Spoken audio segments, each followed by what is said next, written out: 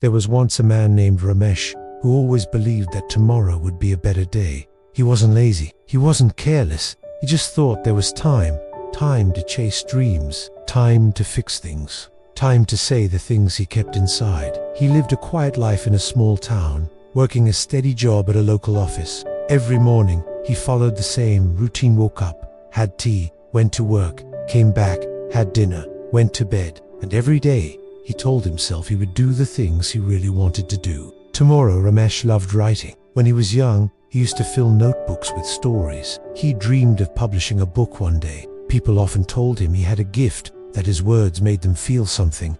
But life got busy.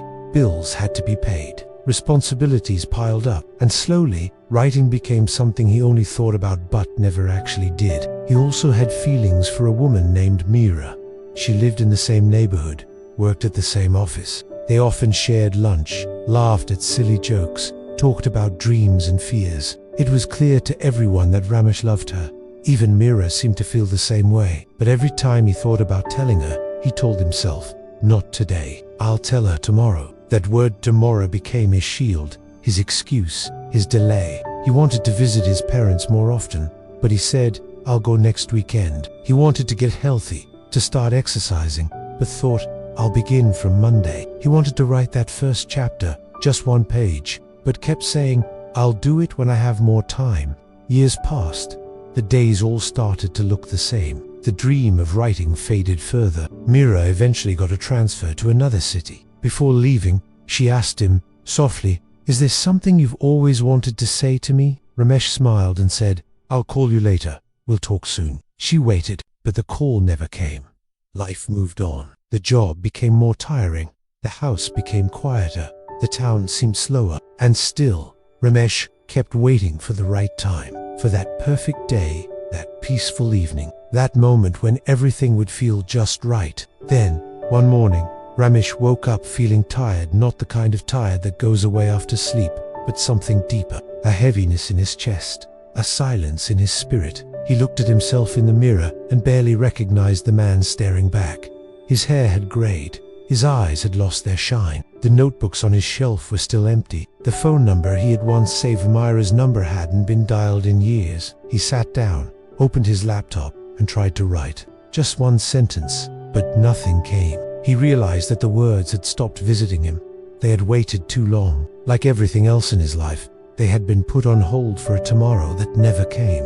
A few weeks later, he received news that Meera was getting married. She had moved on, built a life, found someone who didn't wait to speak their heart. Ramesh stared at the wedding invitation for a long time. He didn't feel anger. He didn't feel regret. He just felt empty. That evening, he sat in his room and whispered to himself, "I waited too long."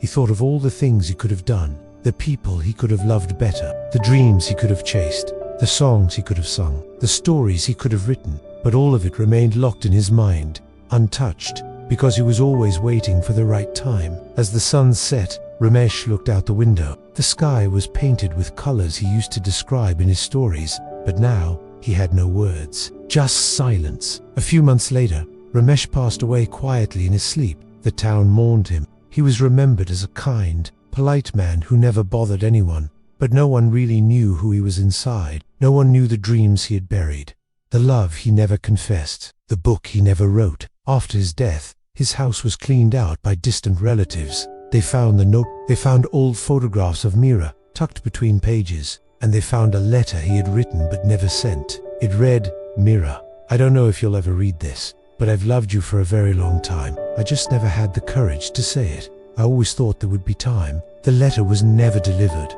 Ramesh's story is not unique. Many people lived their lives waiting for tomorrow, waiting for permission, waiting for everything to be perfect. But the truth is, tomorrow isn't promised. The perfect moment rarely comes.